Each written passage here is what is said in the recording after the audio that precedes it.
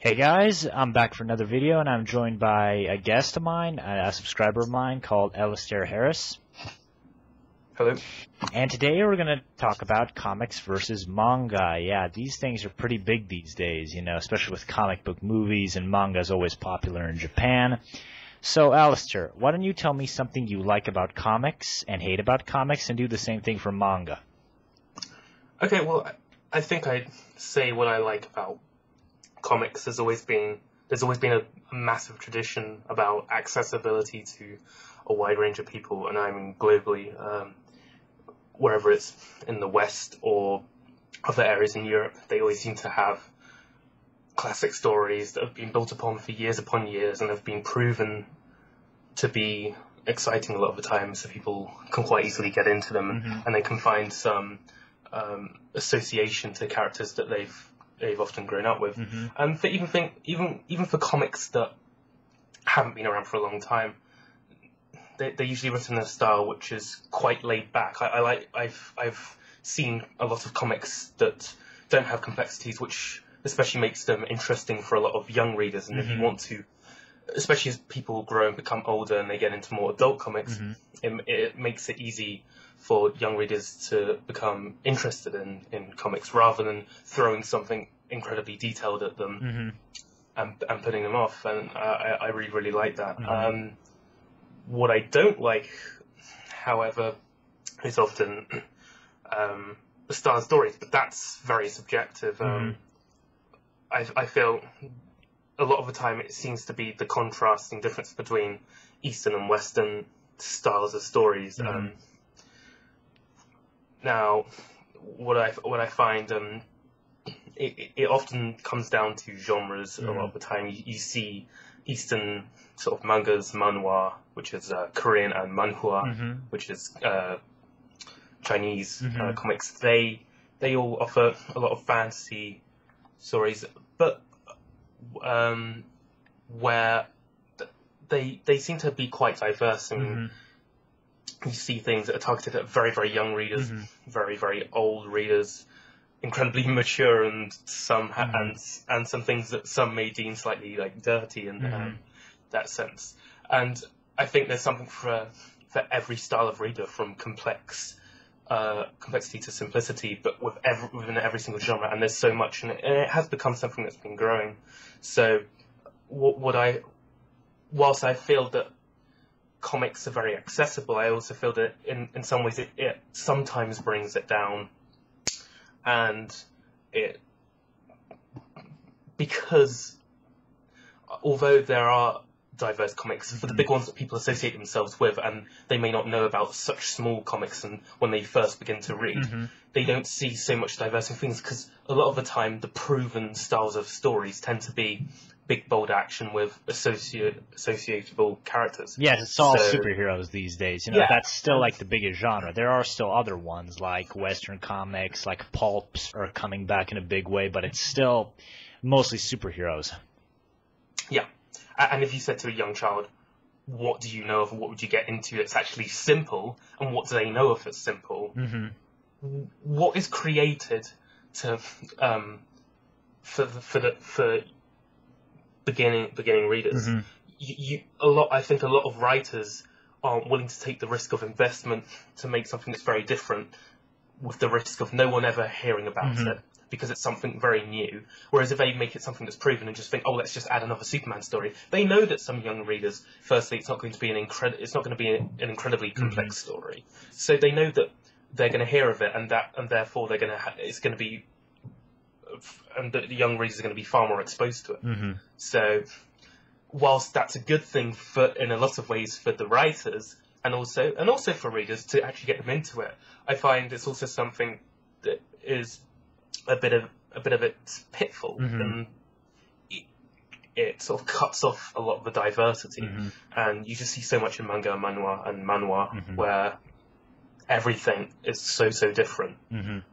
But what would be your take on comics? So what I like about comics the most is how sort of underrated they are. Everyone still thinks of comic books as nothing but stupid action, you know. Oh, it's for kids, you know, you just see people punch each other. And I kind of like this mostly because I just love seeing people's faces when they read something like Scott Snyder's Batman or something, or Watchmen, or The Dark Knight Returns. You know, stories like that that have, you know, political commentary and stuff of the time there, or it's a big character study, which is mostly what Scott Snyder's Batman is. They, you know, realize, you know, there is complexity there. Just because it's a superhero, it doesn't have to be stupid action. It can be a great character study. It can have commentary on the real world. And that's kind of what I like about comic books is, you know, they can surprise you in so many different ways, especially if you're someone like me who started out a few years ago with the New 52 and who thought comic books were just stupid bullshit, and now I'm a huge comic book reader, you know. There's nothing I don't read. You know, I give everything a chance. That's what I was saying about a lot, kind of the opposite side of comics not being diverse from the basic level where you're trying to grab people in. But it is a good thing in the sense that you can also use proven material. Yes. To draw people in, and then if those people do begin to like it and enjoy it.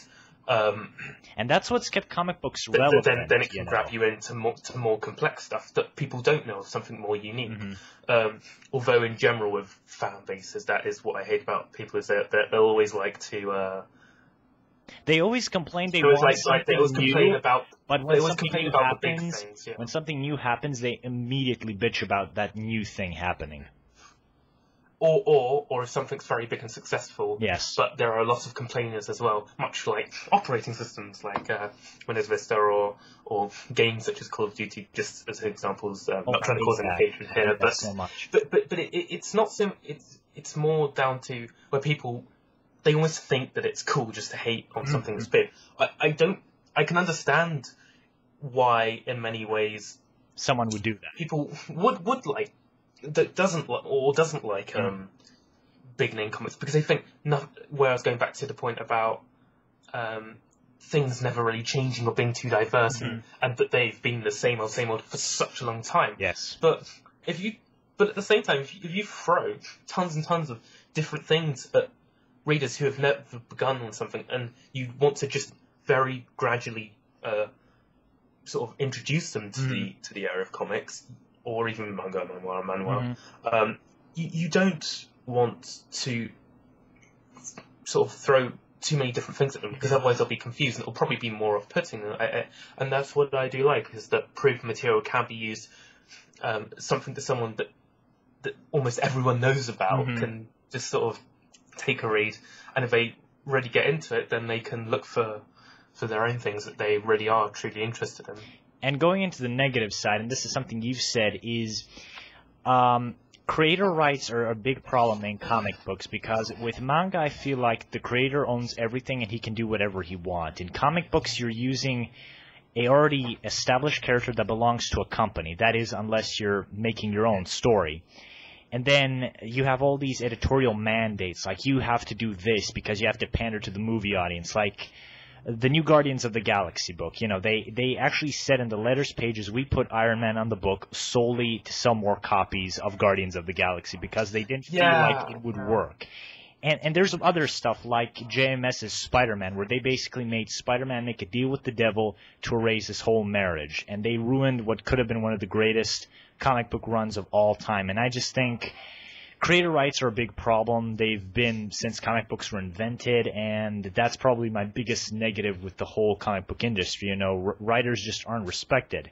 You know, even though there are places like Icon and Image where creators can do whatever the hell they want, they own the property, and they can't be pushed around by anyone else. But the big two, especially Marvel and DC, they just really screwed the pooch when it comes to creator rights, and that's probably my biggest negative with the whole comic book industry. I absolutely agree. I think it's almost a very similar thing.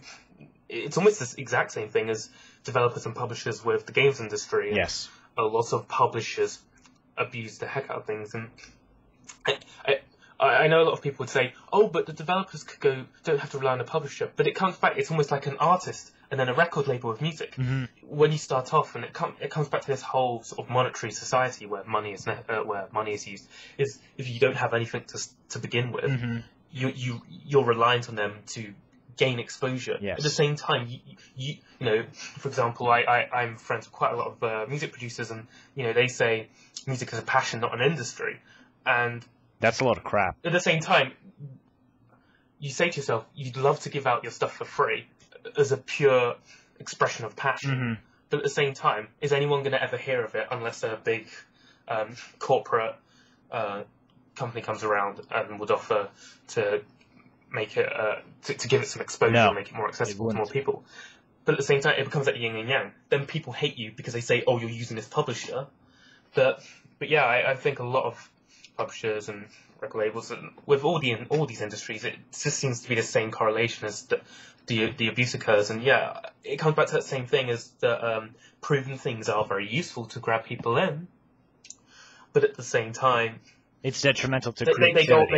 They go on for too long, and sometimes that's where I'm just going to start leading into what I like about. Actually, there's one thing I want to say about comic books that's interesting.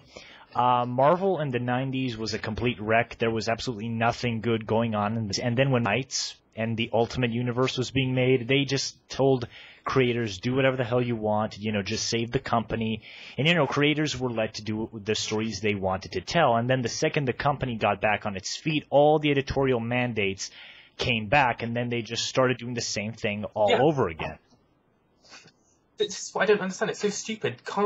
You'd expect they'd learn a lesson from that. You know, they were like, "Oh, we're in your debt because you know what you want to do," and then they want to control the story. It's like EA with a load of developers. I don't mean to pick on EA, but a lot of it is proven to be fair, and they've started to sort of say to companies like Crytek, "Oh, you need to do this. This is how you need to make your game." But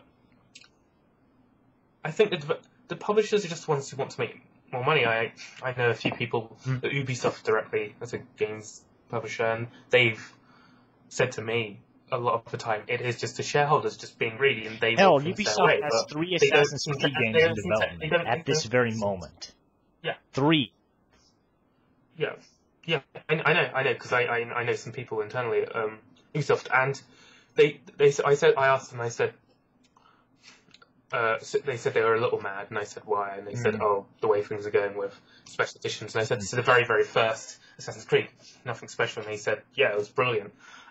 They said with all the special editions, it's making it inaccessible, and with PlayStation exclusive few hours and stuff. And I said, "So is it?"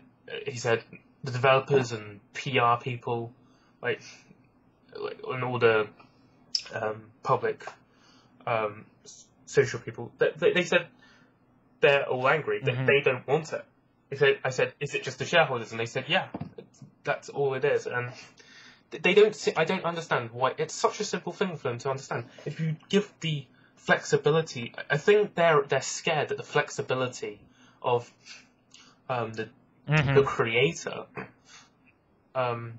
is going to affect the success, and that it could be risky and possibly put things. And I can understand this because we're in a recession, you know, and I can understand these companies are really risk adverse, you know. EA, you mentioned them a few times, like EA, they were doing some good stuff, you know, like Battlefield Bad Company, like Mirror's Edge, Dead Space. They were letting, you know, new IPs get through, and that was really cool of them at first, but then the recession hit, and now everyone's just barely scraping by, you know, and I can understand them being somewhat risk adverse, but still, that doesn't excuse them letting developers do whatever the hell they want, and then the second it's successful, they put all this control over it. I don't get it.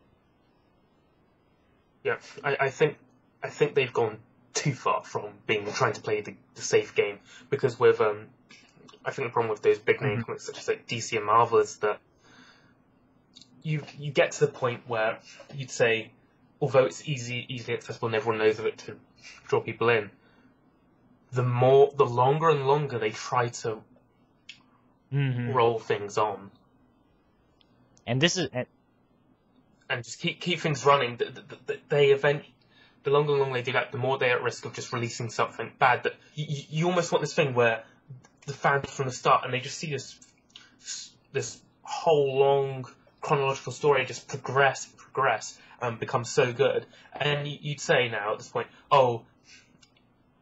It might start to. And this is exactly what happened with Spider-Man. Would you want it to close? Would you want it to close perfection, or something that's just absolutely amazing, but they just would rather allow it on. And you could say, oh, but they could try and still market it to younger readers and young children as the generations go by, just as a way to still keep it as a big brand name things to draw people in. But I don't think I think they feel that it's a waste to start constantly remarket stories that are still old, and they feel that they need to push out new content, but you just end up getting dribble, and this is exactly what happened with Spider-Man, because at the end of the Clone Saga, which is easily one of the most hated Spider-Man stories of all time, Peter Parker was supposed to retire, stay with Mary Jane, let Ben Reilly take over the mantle as Spider-Man, and then he would basically have a daughter. And this was done like an Elseworlds ongoing series later on, and that was supposed to happen in the main universe. Spider-Man was supposed to retire, let someone else take up the mantle, raise his daughter and stuff, and then she would become, Spider-Girl in the future. And Marvel just said no, because they think that would make Spider-Man look too old. And I just think that some characters like Spider-Man, they just don't have a lot of longevity. Yeah. But all right, we talked too much about comics. We probably should get onto manga. So yeah. All right. But just one point I want to make is that on a physical level of a character, not just from a story level of you can't keep it going for too long, but on a physical level, you've got to think as a person, even though he's got the powers he beholds. There's a point, where you do have to pass on the mantle, and you do have to pass the torch on just to someone else and continue. Yes, you may want to say that you want to leave it as a sort of a make you think, not so much a cliffhanger, but a make you think endpoint.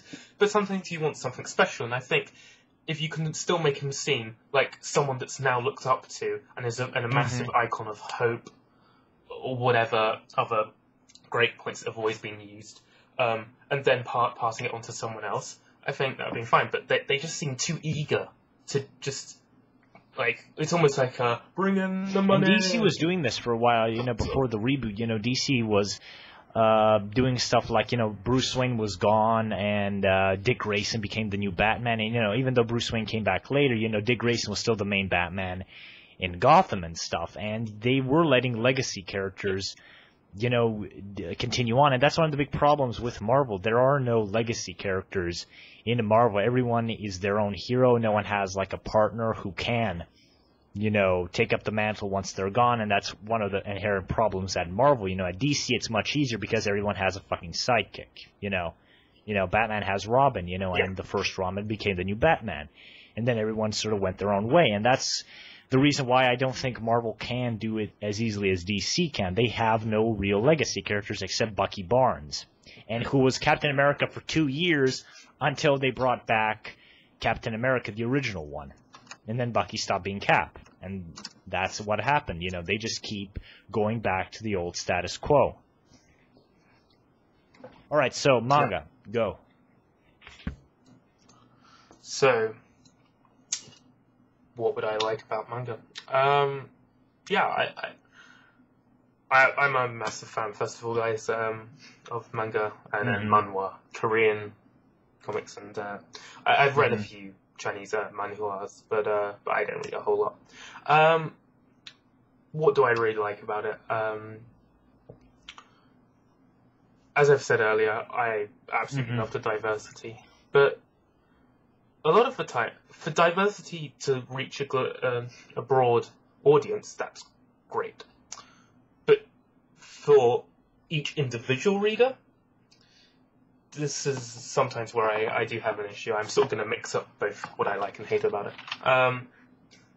I feel that whilst to reach a broader audience in the first place, it's great. It does cause an issue. You're eventually going to settle on the styles that you like.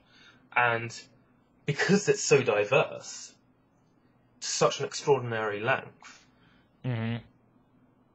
and things become so subjective, and there's not a general point where, for example, with comics, you can almost just transfer core ideas and almost like guidelines of how to write a comic to get people interested. It often works, but with manga, things are so different because each, as you say, when you've got less of a publisher control, the writers have so much individuality. that they become so different. Every single writer, and there are so many writers, amateurs and professionals, do it for a living.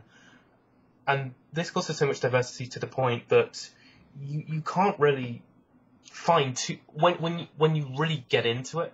A lot of the time, for people like myself, you'll find styles that you like, and then you'll be looking on forums saying, "Can I find anything like this?" Because you can't find anything similar at all.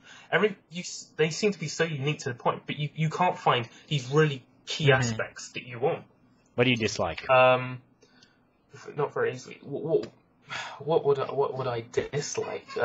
Yeah, that's one of the things. And what I love is the depth of the stories. The stories become so deep. What do you dislike? But, at the same time, I do dislike them a lot of the time, because you see this issue where we've discussed before. Yeah, we talked about this. They eventually get to the point where such as the big three, which is no longer really the big three aside from One Piece, like One Bleach Piece. and Naruto, and now Fairy Tail that's come through, but now Fairy Tail's just gone completely off the rails as well, to be fair. And they almost just try to drag it on too long. I don't necessarily think that manga writers try to purposely drag it on because they have less control, aside from Show and Jump, which are those main ones, but they still have a lot less control. But I think the writers, they almost engross themselves into it so much that they're thinking, "Oh, I've got some crazy new ideas," but you end up spurting out bullshit. And I think... This is why editorial control exists, I think to maintain continuity with what's already there, and it's good for that, but... Yes. Yeah, go on. It's almost this balancing act, where you've got to just balance both things, and it goes completely the other way on manga. At first, these ideas are beautiful, but when you've got to reach the continuity, if you're going to, let's say, like One Piece, Bleach, and Naruto, and soon to be Fairy Tail, when you're trying to go for when you're trying to even reach nearly 2 decades, 2 decades of a chapter every week, you really, how much are you going to plan ahead? And it's not also as a matter of keeping the story interesting. So they just, because I think this is one of my problems also with anime, and I think this is also one of the core reasons that the animes get cut off a lot of the time, and they don't end, they don't properly finish to the full length of the manga, is because the stories just become so disinteresting, and it just becomes every week, it's just going to be, it's just another one, it's just another chapter, or if it's an anime, it's just another episode of some generic action film. It just becomes too generic because they can't think of any more creative ideas.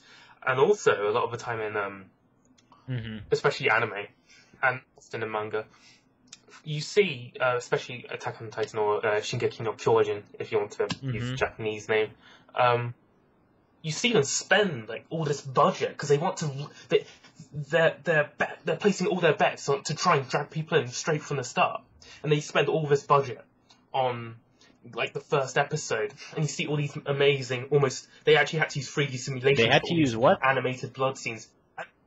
Are you serious? 3D simulation for blood coming out, and it looks really great, and they'll never use that again. The animation was amazing at first.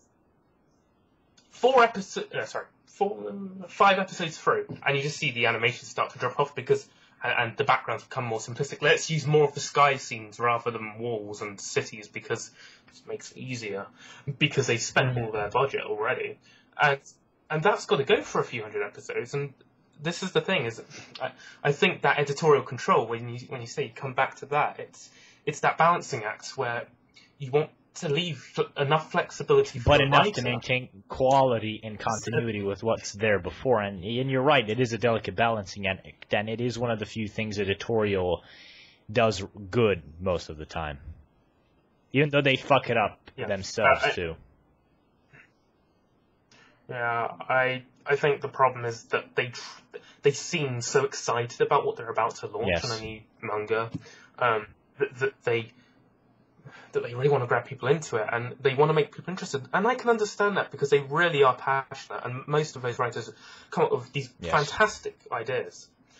But the problem is that they chuck it on in too early on because they want to get people excited. So they want to stuff all the detail in. They want to also stuff all the budget in to make it look amazing if it's an anime or even a manga when you've got amazing drawings. And then they realize they haven't got much left and they've got to stretch everything else out. So then it just becomes dull. And I think it's an issue. It causes an issue of the community because you have readers that say how amazing something is, like Shingeki no Kyojin, Attack on Titan. People have been so far loving it. How long is that gonna last? They've got to wait. They've got to wait to see what happens in the manga. If any viewers have actually been reading it, yeah, you have. I've read a few bits, but I'm more stuck to the anime on it. But I know one guy he runs a manga manhwa club. I go to every week and read so much, and he's pretty much completely destroyed it and said, and it does. It doesn't just, and I don't think manga's just become something.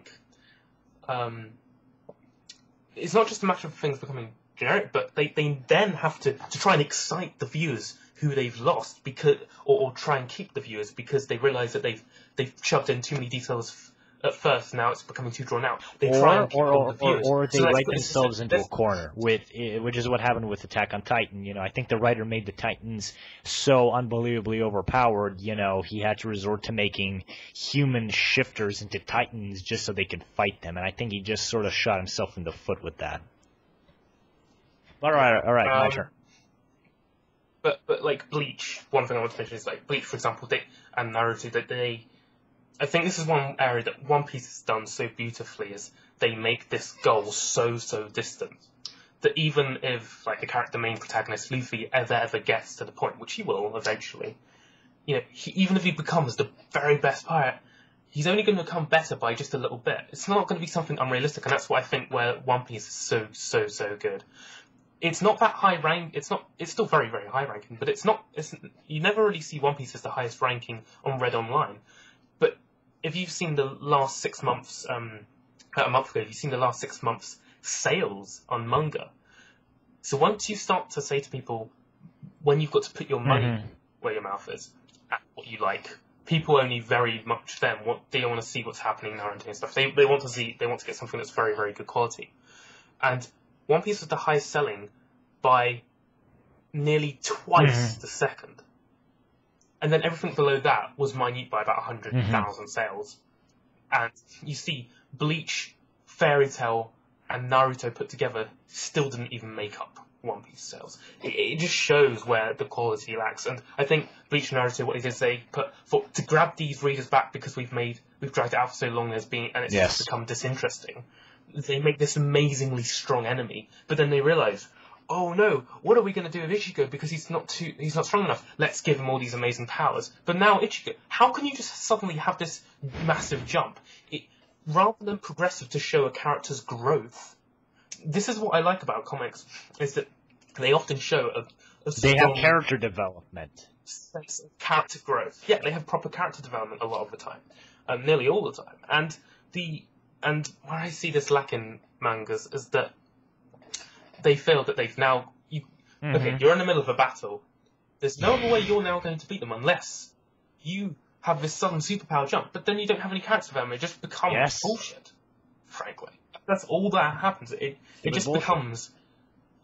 It becomes like an excuse they've got to write down because they think, there's no other way I could do this. And I think a lot of the time, as I say, when they're first developing the ideas, they want to chuck it out as quickly as they got their ideas down because they want to grab people in. They're so excited for their new story that they've only written 5% of in their mind, and now they're writing the rest of it as they go, and then that's also how a lot of plot holes creep in, and then quality just completely disappears. It completely degrades like the quality over time. And this is what I like about a few mangas where and animes where they decide, such as Full Metal Alchemist, like 64 episodes cutting off. That's it. Yeah, and I think you that's where I was going back to the comics earlier, is that almost drawing it out, even for the proven ones, is just even for stories that can stand the test of time, it just becomes the same old. And not just that, but you feel that you want the collection finished, and you don't want a story to be too long, because if you want to go back and read it, here's the thing with comic books, they always make their storylines like 5 or 6 issues. Like, comic books are different than manga, where manga have one storyline that's stretched for 10 fucking years, and then by the time it's over, you're not happy, you're just sort of, you know, you're excited for the fact that it's finally over. Comic books are different. They have runs, you know. They have one writer on a book, and he does a couple of stories, maybe 10 stories, and then he leaves. You know, that's his run. And he has multiple story arcs that maybe all are connected, maybe they aren't. And that's one of the advantages, I think, that comic books have over manga. And now going into what I like about manga is that I do like that there is a lot of this diversity and a lot of this freedom that there isn't really in comic books, you know. There are romance-centered comic books here, but they're so low profile and they're so sort of indie. Most people don't know about them, but in Japan, you know, there are probably some romance manga that make millions and millions, you know, and they're really high profile.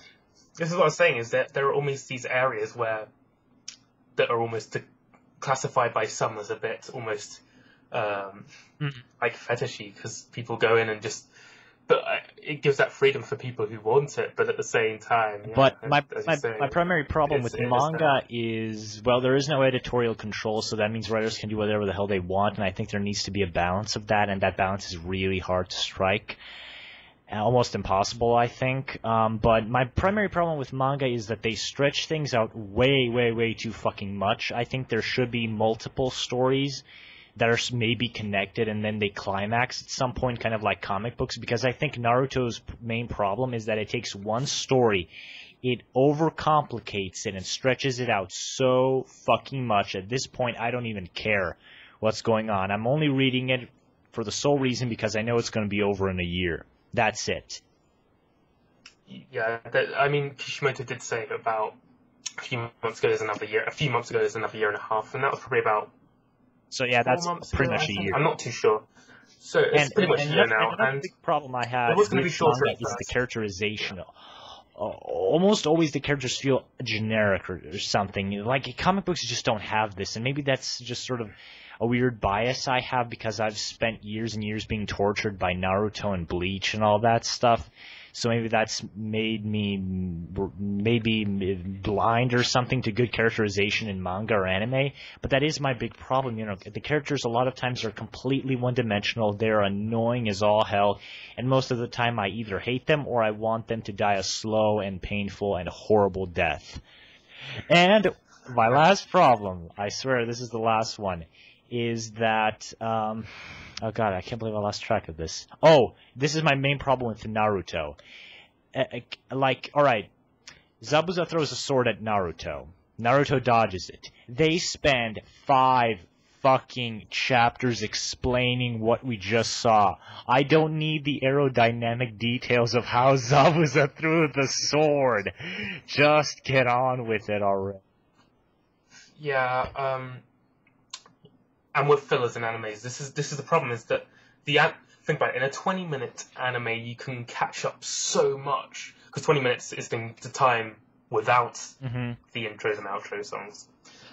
And you can think about it, if you think about that logically, you can fit in so much more than a chapter that you can read, a 16-page chapter, up to 20 pages, that you can read in a few minutes, especially if you're a fast reader like me. And so therefore fillers come in, and not also that, but even proper episodes, they stand there sort of just with these expressions, sort of just, it almost feels like they're saying a paragraph over a whole episode, and then just have the soundtracks, which I do like a lot of the time, but they just stand there, and essentially I love what, you know, some people have always said, which is Naruto is like talk no jutsu so much of the time. And it's true, even in mangas, you now feel it. And you just wonder constantly, like, why the fuck is this guy not attacking you while you're having this monologue? Like, Kenpachi had this awesome moment in the last...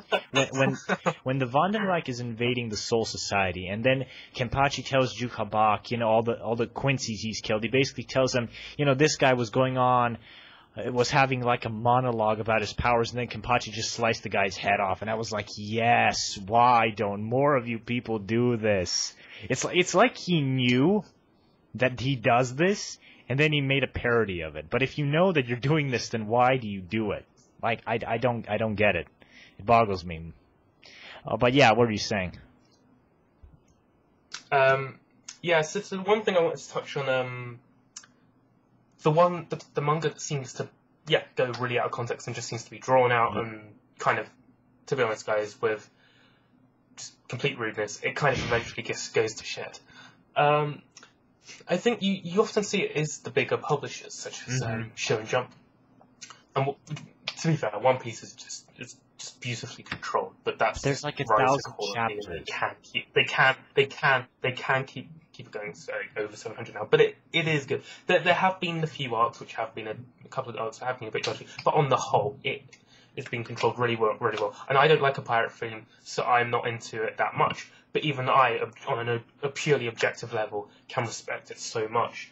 But I think you do see in a lot of the smaller publishers or the more independent ones, or even manga writers who just write freely on their own, just out of pure passion expression onto sites that are for free, that they cut them off short, and they just do tend to be a lot better. What do you think about? And I was about to say about manhwa though, which is the freedom aspect. You see with so much manhwa, which is the Korean comics. They have more like webcomic formats, so rather than having to flip through scan-lated pages, they're just one image, which is continually designed, that goes down all the way through the page. And because they're digitally created, they can do that, and they look so good because they don't have sketching issues, which I think is also an aspect that draws many people in. But it's unique in its own way with the webcomics. Yes, and webcomics are becoming a big deal these days. They're designed digitally. They're designed digitally, so they're so crisp. They're in color. Wait, do they have color? Yeah, in the Korean, the manhwa webcomics, such as Tower of God and Noblesse, and they're all free because they're webcomics, and the writers they're coming out on a weekly basis with color. Yeah. Why the fuck am I not reading this? Yeah. And digitally they're digitally created. I mean, you can, and also another one that I love is Crepuscule. You often see them on a site called Comic Naver, but that's the raws in Korean if you can read Korean. But yeah, I do love webcomics. I think you can find some sites where they're one image. Most of the ones which they start to translate end up putting them back into pages, which I find irritating. And also, having them as one image makes them beautiful to read on mobile devices, because if you're on the go, you can just pound through them. But anyhow, onto the usage it does offer great freedom, and you see great expression from Korean writers with manhwa, because at the end, a lot of them, like Noblesse and Tower of God, at the end of every chapter, they have a whole page of writer's notes. And you often see them saying, I've actually picked up an arm injury, so I'm sorry guys, I won't be writing for a couple of weeks. Oh gosh, I've got to have an operation, or I'm in debt. Sorry guys, might have to miss a week to earn some cash back. And you see such emotion from them. And one of the writers recently, Siu for Tower of God, was saying that he wanted to let a few people into some secrets about what's going to happen. And he said, I can add you as friends on the Comic Naver site for native Korean releases. And he said, I've only got a limit of friends. And now he started getting death threats and mail from people saying, this isn't how I wanted it. But you can't just, the fans, this is the thing, is it comes back to subjectivity. If you start making things almost like before they're out, available to other people, they're almost going to say, you're wrong on this, or someone else might say you're right, because you can't have a different version for every person. You can only have the one version. And some of the time, I think you've just got to really, I think you've got to have a center of people that you want to pre-release things to, which have a very that should be just to like reviewers or something, because everyone does this, everyone releases it to the press so they can see it before, and then they have stuff like embargoes where you cannot release your review until this and this date for this and this thing, and I think that's the only time it should be done. Yeah, non-disclosure agreements. I'm not so much. But it is something similar, releasing something to a certain group of people, before release. I'm talking more about quality. Yeah, that's a great point. But I'm talking Mm-hmm. in the sense of quality that you start putting things Well, out to you fans. shouldn't I do don't that think you ever. can start making things public. Otherwise, you may as well make the Yes. story public now. And you're going to get hate. I think if you can control it and release it as it is, then people have no choice but to accept what's happened. But I think it's still great to have a small source of sort of pre-release reviewers or analysts to sort of say, perhaps we shouldn't do this, perhaps we should tweak it here and there, so you can get Here's other the people's thing views, with 'cause that. therefore you're preventing mistakes, but at the same time that people. But here's the most thing. people But here's the aren't thing gonna with that. But at the same Comic books and movies and video games can do that because it can take upwards to 2 or 3 years to make a movie or a video game, and you have a lot of time to test stuff before it gets released and stuff. You have betas and stuff. I just don't think that. I think even books have this. I think even books, go through a lot of drafts before they're finally finished and stuff. But I think that comic books and Eastern comics like manga, manhwa, however you say it, I think they don't have the time to really do that sort of stuff. They don't have time to have beta testers or beta readers or something like that. Maybe they do. especially for the independent writers, as who I say, such as so many Korean manhwa writers, they're completely independent. They're putting stuff out for free, so they don't really have anyone to start saying you can or can't. And they have to release on a weekly basis. They don't have any time. If they had time to review it, they'd probably only be releasing once a month. And I do see some mangas which are longer, like 30-page ones, which the publishers only do every 30. They only do once a month releases. But with so many manhwa writers, I feel once a week makes such a difference. I'd rather have a shorter and once a week because you have something to look forward to. But I think bi-weekly would be completely agree with perfect. your point there. Bi-weekly would be alright as well. But I completely agree with your point.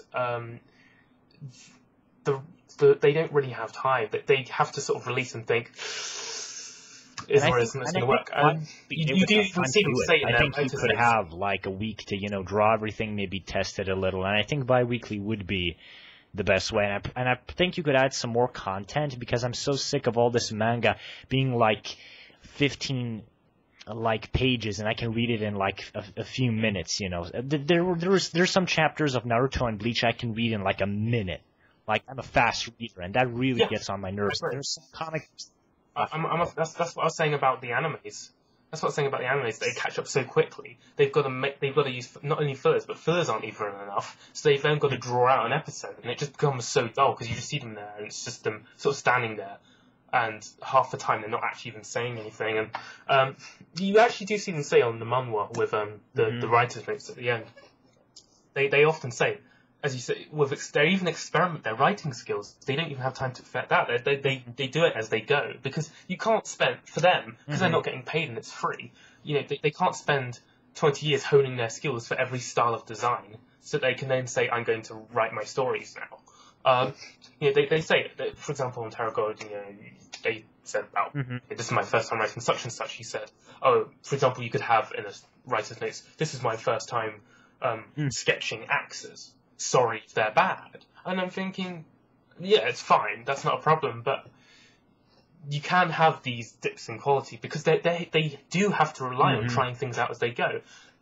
You could say, but don't risk that. But then again, things become too generic at that point. If they want to add in things and try things out on a drawing level, they've got to take risks really, and that can cause dips in quality, but it's at the risk and expense of trying to keep things interesting. Yeah, and that's what I love about so many manhwas is that they're webcomics and in color, they're digitally created, so everything looks perfect, and they're free, and they are. That's not everything, but so much of it. Yeah, they're officially free because they're independent writers. That's what I find about a lot of the Korean writers. They do it for passion, and they don't want to make it an industry where they limit the exposure to so many people.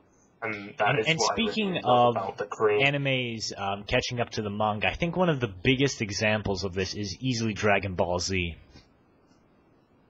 And I wish that anime gets like a Dragon Ball Z Kai, like when Dragon Ball Z Kai was announced as the true version of Dragon Ball Z, enhanced in HD without any of the filler, I immediately said they resampled the audio. They actually got the original, as many as they could who were still alive. They got the original voice actors back and got them to re-record it with really modern audio equipment. And I would kill if every single anime like Dragon Ball Z with a lot of filler had like this re-release where everything's like the animation's better, all the fillers out. Like Naruto desperately needs something like Kai. Yeah, they did do that with Evangelion. I've never seen Evangelion. They've done the re-release. They've done Evangelion as like 4 films. I think the 3rd one just came out. I haven't seen it yet. It's not like Helsing. It's not like Helsing Ultimate. But a lot of people, I haven't. But Helsing Ultimate, basically, Evangelion. I do want to make one point, which is that loads of people are now saying, even though it's a re-release, they said, the animation is probably the best animation I've ever seen in an anime. However, most people are also saying it's one of the worst stories, and they've just kind of destroyed it. Can you destroy that? Have they watched the old show?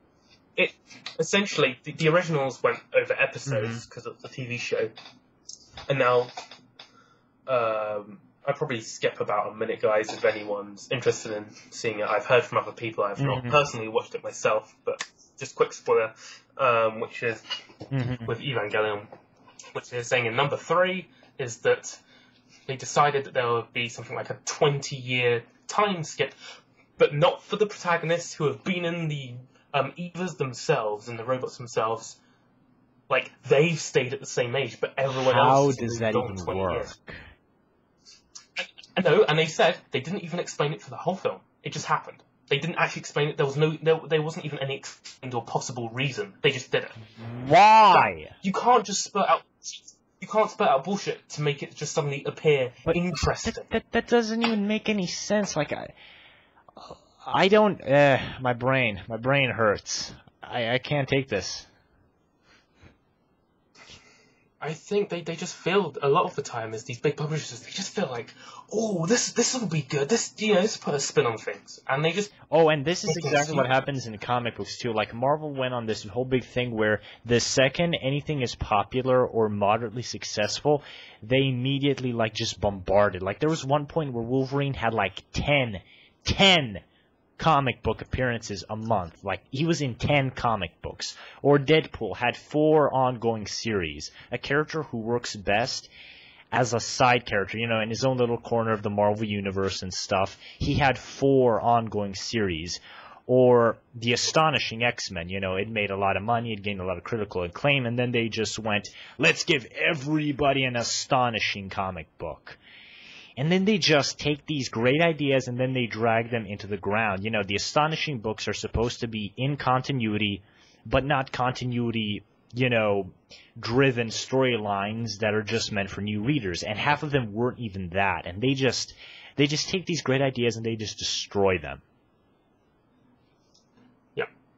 I think they just feel that they want to make something, they want to make a bold move so it seems interesting or something different or unique, but without a proper reason. Even if they create a reason for something, you've got to make a reason that seems not only logical, but adds depth and works to actually. You've got to layer something. You've got to add it on so that is it a worthwhile addition? It doesn't just have to have a reason, but it's also got to be a worthwhile addition. If it's just there, but it has no benefits or adds no difference to character development or making any difference to action or anything that happens, and just seems like it would just be something just to add for the fun of it or to make it appear more interesting, I think that's a waste, and they just feel as if they want to sort of grab more people in, and I think they get ahead of themselves. And one of the big problems I have with comic books is the events. Like, some of the events can be actually genuinely fun, like Fear Itself, Secret War, Blackest Night, and stuff like Final Crisis. Some of these big storylines can be good. But the problem is that everyone's trained like a dog to buy these events. You know, the second a comic book publisher doesn't have a big event every single year, you know, comic sales tank because comic book readers only want to read what's important. And they've been trained like dogs to just think, oh, the events are what's important. I don't need to read anything else. And then they just make these small stories like this big deal, and they just sort of destroy them. Like Avengers vs. X-Men is a perfect example of this. You know, it's just there to make money. And you know what else it does? Yeah, even I know that. It just feels like a spin-off to bring in the money. It's not there for true passion. It just seems like it's one of those situations where you can even imagine in your mind the writers didn't want this. This was just the publishers saying, we want to grab some more money, so we need you to write this. It's not like an event like unless the writers went completely off their hook. Then if they weren't completely off the hook, actually it was the case, you know, with Secret Invasion.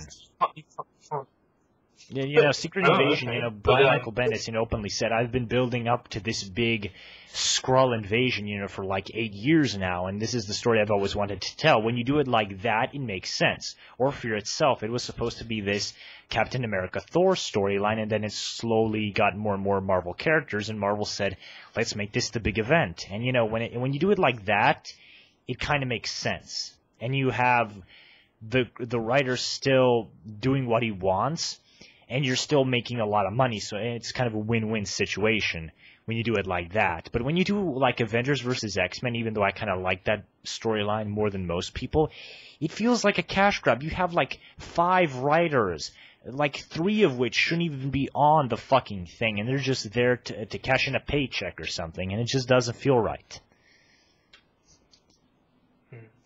But I think a lot of the time, a fair decent amount of time, on the whole, with a wide variety of writers and publishers, there are certain writers who you can be very certain about that this wasn't something it was not a choice they'd make a lot of the time, and it saddens you to see where it's not so much corruption, but it's just publishers. It's just greed. It comes down to greed or stupid choices. Publishers ruin. Publishers are often ruin. And this is what happened with JMS's Thor, which is one of the most critically acclaimed comic book runs of all time. You know, he was doing a fantastic job, and then Marvel said, you have to tie into this big event. He said no, and then he left the book. And this happened a few more times, you know, over the past few years. And then he basically perfectly described events in comic books. The event happens, and you have to spend 6 months handling the consequences of the event, and it kills your storylines. And then the next event happens, and then you have to spend 6 months tying into that, and it completely kills your storylines that you want to tell. You're basically a slave to the events.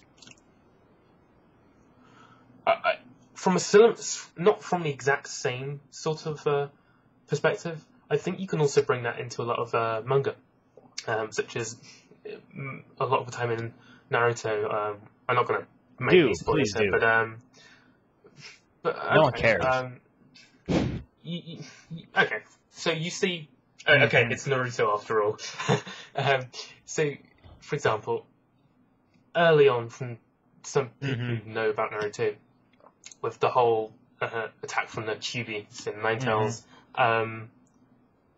Naruto's father and his mother sacrifice themselves essentially to save him. And you see in the later animation and the manga the actual shot when it actually occurred, and you see that, you know, the Nine Tails was going to attack them, and they pretty much had the baby rescued and taken away, and they had himself. Naruto's father, got himself with the Shinigami, the death god. So he had himself sacrificed, and so did his mother. But what I don't understand is, when you not only just generally dying, the idea of dying by the hands of a death god and sacrificing yourself was that your soul is being taken away by a Shinigami, a death god. There is absolutely no way back. But no, as I like to call it, the Halloween mask. Later on, in Naruto with the manga, you see Orochimaru and Sasuke come along, have this mask.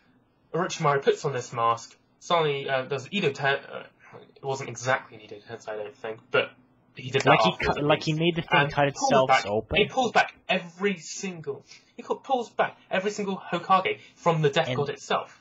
What? So that makes the point of a Death God sacrifice irrelevant. If you can pull people back anyway, then why doesn't everyone, for the idea of protecting someone, start using the Death God? The idea of it was that it was such a meaningful sacrifice that you were willing to never have any way back to the point because you felt so passionate about something. Naruto's parents wanted so much to save Naruto, had so much faith in him as an aspiring as a ninja to aspire to so much and become something great. But their sacrifice of never being able to come back would just be worthy and worthwhile, and because they loved it. Although, can I say one thing? You come along and the scene where they die and the fox has them stabbed through with the nail, and they're just talking to him for 3 episodes, and I'm like, what the fuck is the fox doing? Why doesn't he just kill these people? Yeah, it was just one sort of thing. But he could easily just get another one and stab them through, and I'm just wondering, why is he sitting there listening to them? Why doesn't he do something? All right, go, please, before my brain dies of the stupidity. It just makes the stories irrelevant, and it comes back to the idea that they just think, how can we make it more interesting? Let's bring them back. And what I didn't understand about Naruto was they spent, what is it now, at least 2.5, nearly 3 real years going through the war stages, just the war stage itself. And I was saying to myself, if they're going to make it this long with the Kages fighting, Madara, and Toby being there, and people coming back, and Sasuke coming back, and what's going to happen with Itachi, I was thinking there's going to have to be a good twist for this. And at that point, I was still pretty into Naruto. But when the bullshit happened with bringing people back, it just made everything irrelevant. I just go and hate Kishimoto now, and I just don't understand it really.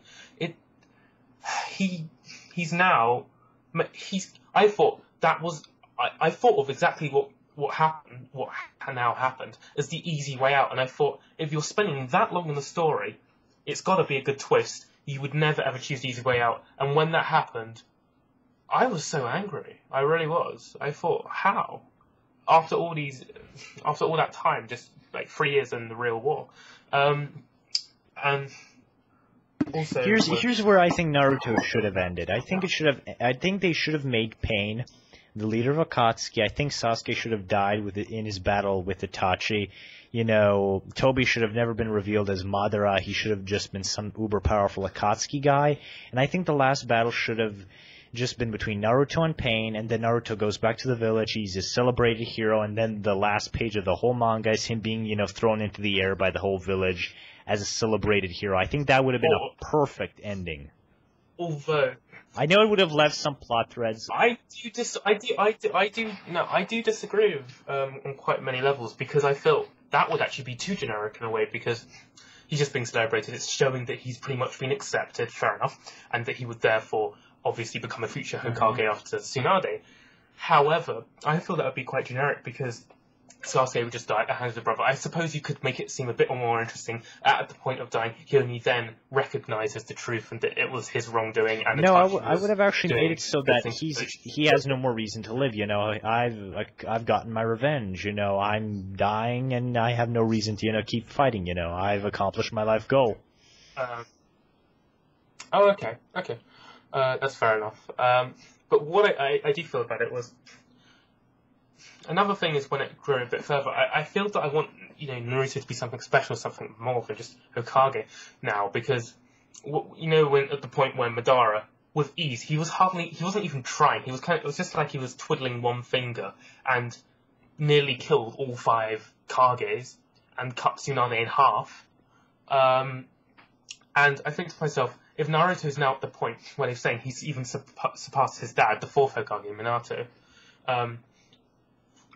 If he surpassed him, and they're saying that he's still far, far behind Madara, but if they're saying that he's nearly at that point, if he's going to then eventually beat Madara, which I don't know what's going to happen now because it's like Sasuke's coming back and it's emo time, but there seem to be ulterior motives. I don't know what's going to happen. And now Sasuke claims he wants to be Hokage, but yeah, I feel that if Naruto's supposed to be something special, and he's surpassed him already, and he's going to beat Madara and save pretty much the whole ninja world, I think he should. And if Tsunade and all the other 4 Kage can get nearly pretty much killed if she gets cut in half, anymore. You feel he makes the symbol of Kage look pathetic. You know, he should be aiming for something. He shouldn't just say he wants to be Hokage. Emperor of the world. More. He should aim for something like, you know, Kamikage, like the god or the Kamikage. He should aim for something more.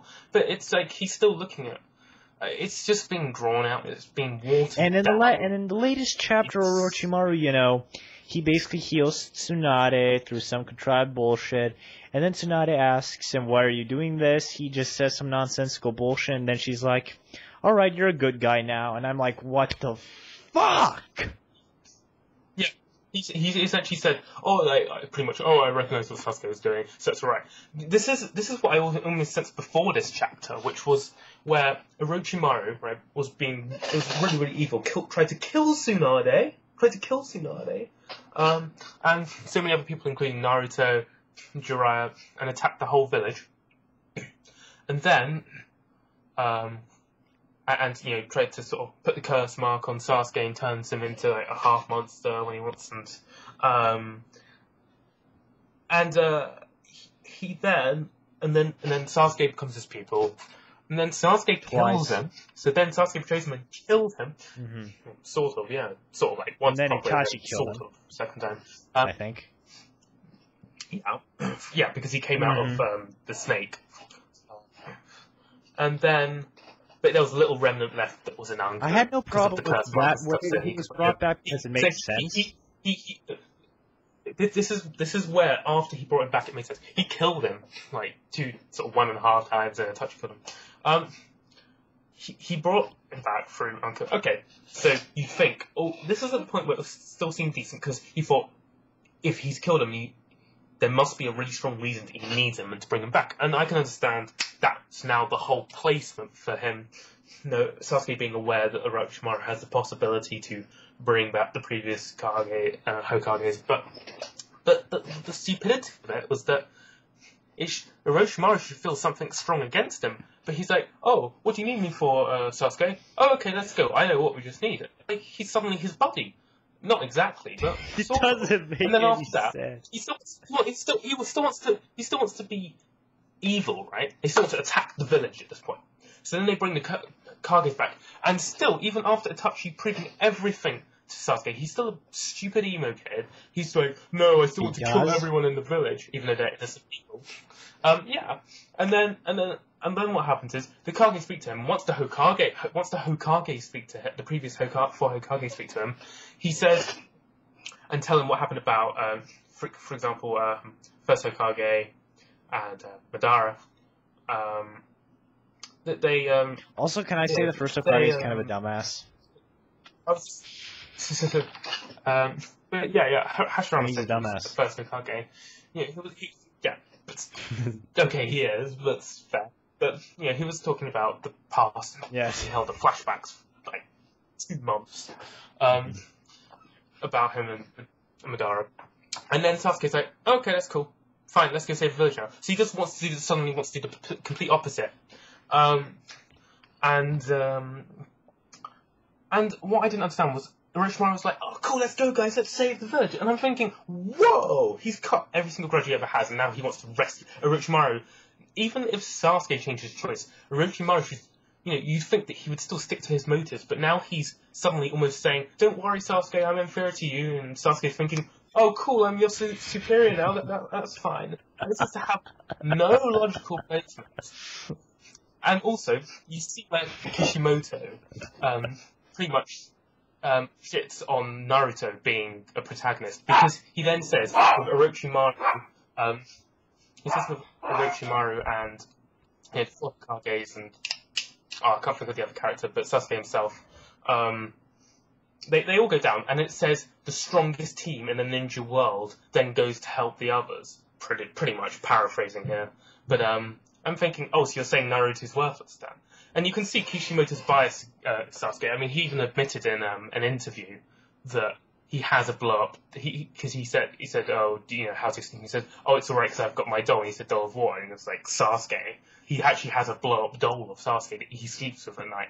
And then he picked him up and said to the interviewer, oh, say hello, Sasuke. He said, Are you serious? Wave, Sasuke. Say, and it's really odd. And you can just see his bias of Sasuke all over. He's just an odd guy, to be honest, like that. It's cool, but at the same time, I think even as a writer, even though it's your story, you can't have a bias to the point that you can just stop changing the story, even if everyone else isn't going to like it. I know it's your story. You gotta take risks. And Naruto's the protagonist. You can't just. It's that idea of I love Sasuke because he's so emo, yeah. And he starts making things too silly. I think you've got to keep control of it and make things seem a little more realistic. I know it's fictional after all. Just because it's fictional doesn't mean he gets a free pass of being stupid. Yeah. It can be fictional, but it's still got to be And logical. Naruto's not logical at all. It's one of the most illogical pieces of crap I've ever read in my life. It used to be a lot better when it started, and even then it started its flaws, but when it started, I loved it. After the time skip, it went downhill. It's gone downhill. It's gone downhill. It was still alright then after the time skip for quite a while. I have my views that till about 90 to 100 chapters after it was alright, but then after that, it started going downhill. And, but yeah, I have the same thing as you, where you don't want to stop reading them now. It's not because if you really...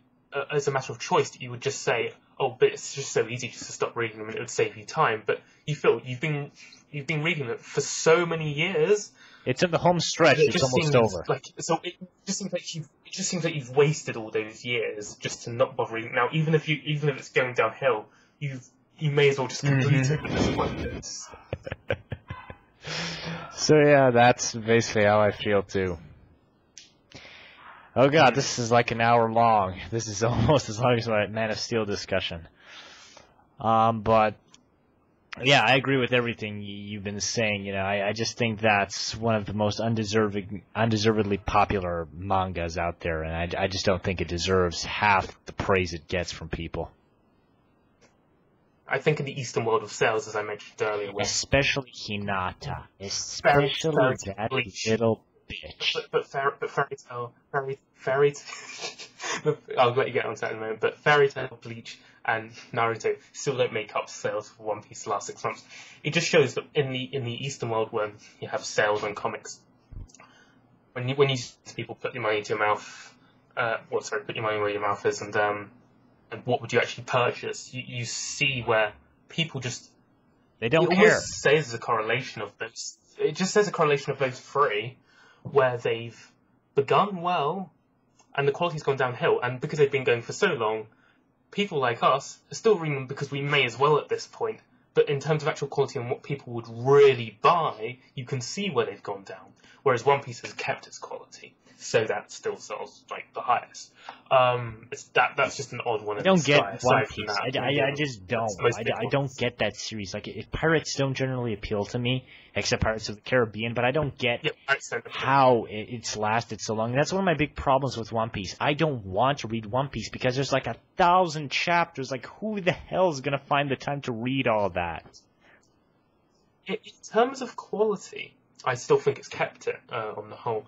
But I think length, yeah. I think even if it keeps its quality, you've just raised a brilliant point there, which is length is important.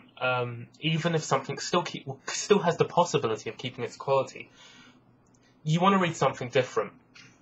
Now, for example, if you start reading a lot of long mangas and manhwas at the same time, imagine what your backlog looks like every week if there's a new chapter. Now, if you've got all of these long things that are ongoing, the more you want to get into, you can't, because there's so much to read and you don't have time. Whereas if you said, over time, these things are going to end over about 2 years, and then you've got more to shift on to, you can always go back to that and read it, and you'll remember it as something that was short. And I think that's what manga should do. Manga readers should say, I'm going to run for 200 chapters, not a chapter less, not a chapter more. I got to do this thing in 200 chapters. That's it. And I think they need to put a limit on themselves or something like that, because I'm sick and tired of them lasting this long. I probably wouldn't make it.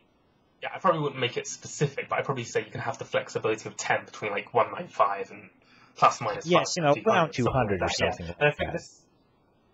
I think this is where things such as Fullmetal Alchemist and other shorter things such as Death Note. Really Speaking of other manga or anime that started great and went downhill pretty fast, Sword Art Online is one of the biggest examples of this. Like, the premise is just spectacular. And that was short. But that did go downhill quite quickly. I loved it when it started. I thought the idea behind it, I absolutely loved it. And the soundtrack was pretty great as well. But when they switched it about just under halfway by through, episode 3 was already Kirito going around basically screwing other chicks, and that's it. Oh, the ones where he just like finds this little girl, she's in trouble. I'll get you to this park. Yeah, it was. I still felt though to that halfway point before it changed that it was still very, very good. But those proper episodes, because it's short, you shouldn't rely on fillers. But those episodes, even though they weren't technically fillers, they were so badly written that they felt like a cheap filler episode. And it was like, oh, your pets died. I can understand why you want to help because you had a good heart, but. So he took her to the level. Okay, that's all right. I wouldn't have minded that at all if this is like a 200 episode anime, or even something about 100 episodes. But when you've got to deal with 20, 30 episodes, you can't be doing that. You've really got to focus on the core story. And the concept, and it started brilliantly. It was absolutely brilliant. Also, can I call bullshit on a couple of things? Why would you make the pets permanently die? They're not alive in the first place, so why would they die permanently? That doesn't make any sense. And also, Kirito is more powerful than everybody, but he plays solo in an MMO, and that just doesn't work. It doesn't work like that at all. Yes, I think that I like the idea though at the start on that second episode where he said, yeah, call me a cheater if you want, because he wanted to take the pedal himself, which was really cool, and I love that effect. It was really emotional. But yeah, I do think your point about the pets is great. I think what they were trying to possibly do was create an emotional attachment to the pets. But it's a computer thing. That's like asking me to care about the computer Pixie later on. And also, were you the only one that was really bothered by them becoming parents to an artificial AI? I can understand because you're going into the game, but I can understand from a character perspective. If the character dies, the person dies, so that's really bad. But the pets aren't like a real life bird that goes into the game, that then acts as a real life bird that you can actually converse with in the digital world. It's just generated. So yeah, I don't think you can have the same attachment to it. It's never the same. And they try another to big create problem with the show is that apparently 2 years pass, and I don't feel that at all. Like it feels like the show has no sense of geography and it has no sense of time. Like 1 minute they're on level 80 and then they're back on level 20 for absolutely no reason. There's no real sense of progression, and then later on they say like 2 years passed, and I'm like, holy shit, are you serious? Like, when did 2 years pass? Yeah, and it has no sense of time or geography or whatever, and it just makes it really confusing. Yeah, it was that point where they pretty much just said, the world's changed because of things that have happened, and you've got to now go through the new leveling system. And I can understand when it ended. That's why when he gained back his consciousness from the game that he came out, and he could hardly use his muscles because they haven't been used for so long. And that's fine. But yeah, time skips are a very hard thing to do. I think they want to. I think a lot of the time, for example, let's say Naruto, they did have flashbacks on it, especially in the anime.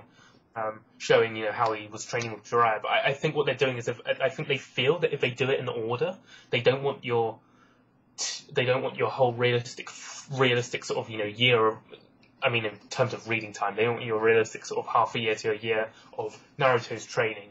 And I can understand that. And instead they want to make a time skip, but at the same time, they feel that they can just pick a few points in the flashbacks. And the problem is the characters in Sword Art Online don't change their appearances at all after the time skip. You don't even feel like they've aged at all. If they changed, I would buy it more, I guess.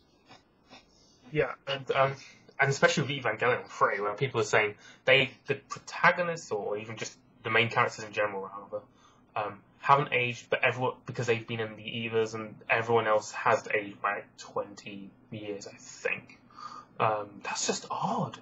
I don't know. Oh, and another fantastic idea later on is near the end, like before the final battle between Kirito and Akihiba.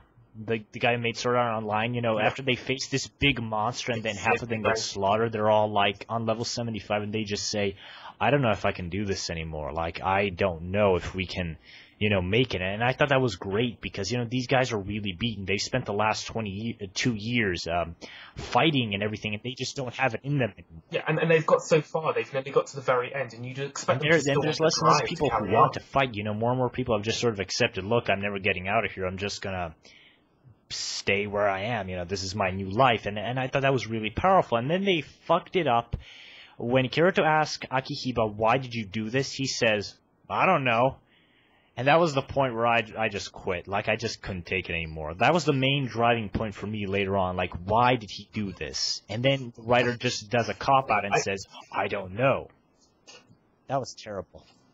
I can understand they thought they'd make it seem a bit funny if even the creator of the game just didn't know why he wanted to do it. He just wanted to do it as an experiment. But I think they could have made him say, I did it as an experiment, I wanted...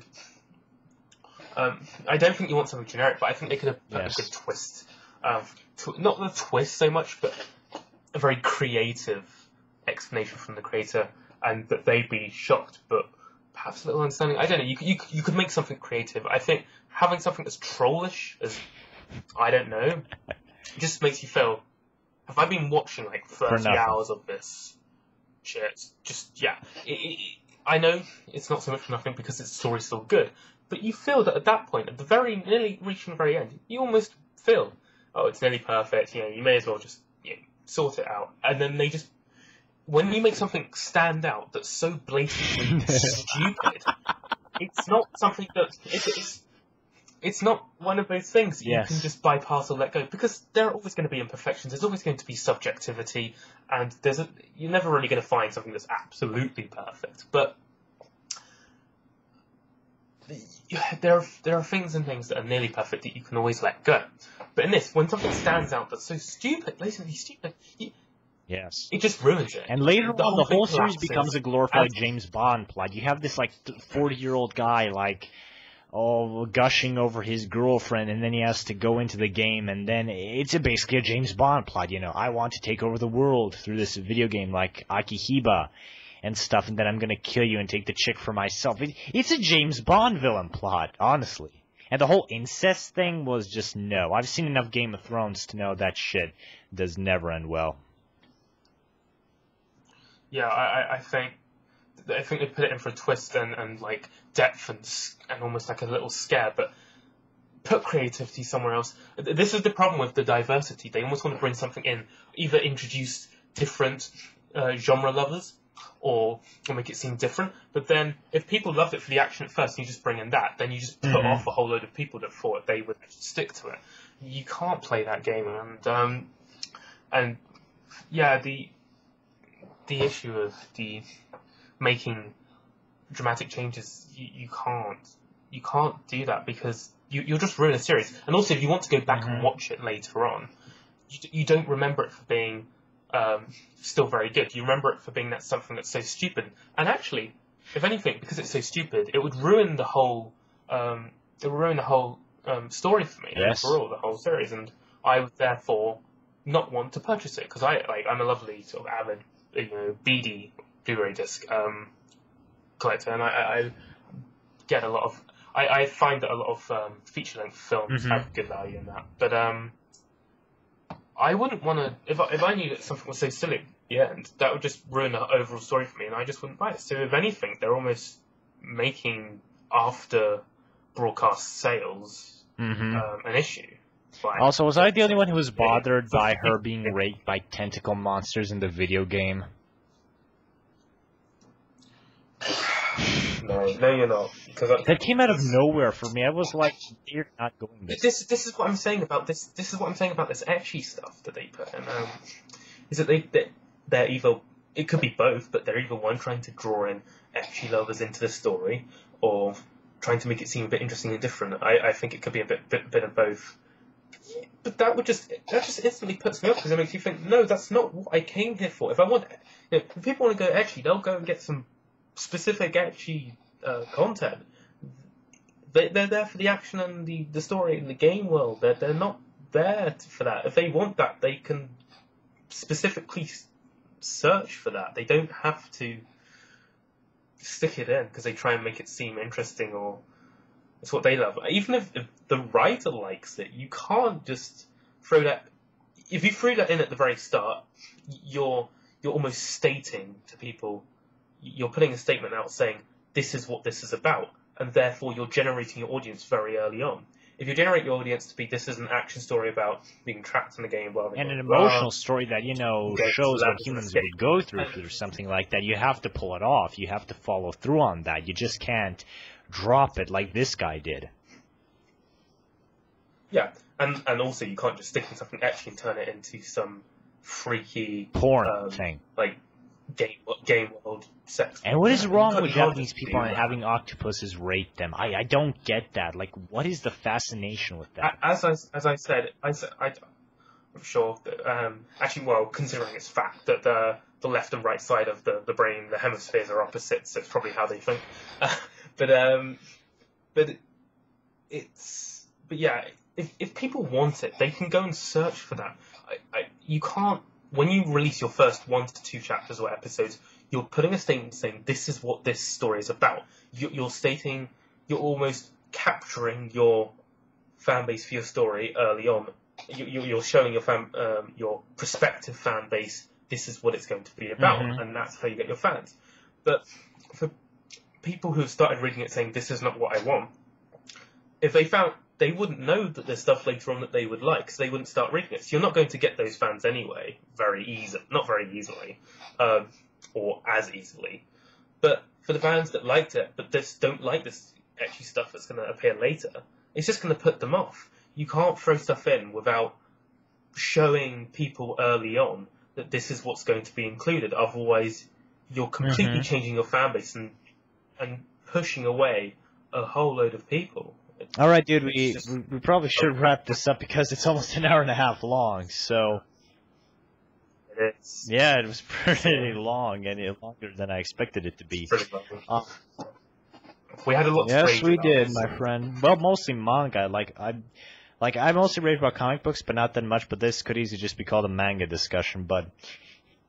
Anyway, I think we reached a consensus that both sides have good parts and bad parts, but... I personally feel comic books do more things right. I don't know about you, but I just think that manga does a lot of stuff really, really badly that comic books just don't. And while I do appreciate the diversity and freedom that creators have and do in manga, I think that comic books just have a level of consistent quality most of the time that works. Batman's been written consistently well for the past 40 years, and that's a fact, So, yeah, why don't you give us your consensus on this whole situation, then we'll call it a night. Okay. So, yeah, while I am a larger fan of Eastern-style comics, so manga, manhwa, and manhwa, I see more consistency with publishing control for proven content with Western comics, whilst with Eastern comics, it fluctuates. It fluctuates too much. There's too much diversity. Whilst you do need a lot of flexibility, there's so much lack of control that even the writers half the time don't know what they're doing, and things just spiral out of control. And quality doesn't even get to the point of degrading on a bad level. It just completely goes out the window. And I think what a very, very, very high percentage of stories start off well and become interesting, and then they don't know what else to do, but they still want people, they still want more fans, and then it just becomes too generic, and then the story, rather than being something that's short and fantastic, it ends up just being dull, and then you see so much manga and manhwa, and yet I personally feel that it becomes too experimental, so there's this lack of quality because of that. I'd rather have less manga to focus on, but with definite quality, knowing that there's so much to enjoy every week, and knowing that even if it's going to be something that's long in the following years, that it's still going to be great, rather than having the feeling that it's just going to end up being dull. That's my consensus. All right, guys. Thank you guys for listening to us for an hour and a half. I still can't believe this is that long, but I think we covered all our bases. We pretty much said everything we can about this topic, and comics win. Yes, that is the consensus. They win. Okay. But check out manhwa. I certainly will after what my friend here has told me about it. It seems really, really cool and stuff. And if you want a good manga to read, I got nothing to recommend, because it's all kind of bad these days. But if you want to read manhwa, I'd probably recommend three as a... Actually, I'm going to leave the link to those in the description below, so you guys can check it out. It's going to be much easier. Yeah, Noblesse and Tower of God. We'll have this stuff in the description. Yes, so thank you for watching. I hope to see my friend Alistair back for more of these videos. He's certainly... it was certainly entertaining to listen to him, and I hope he does come back for more discussions in the future, and I hope you guys feel the same way too. So, I'm Ivan Crollo, and I'm signing out. See you guys.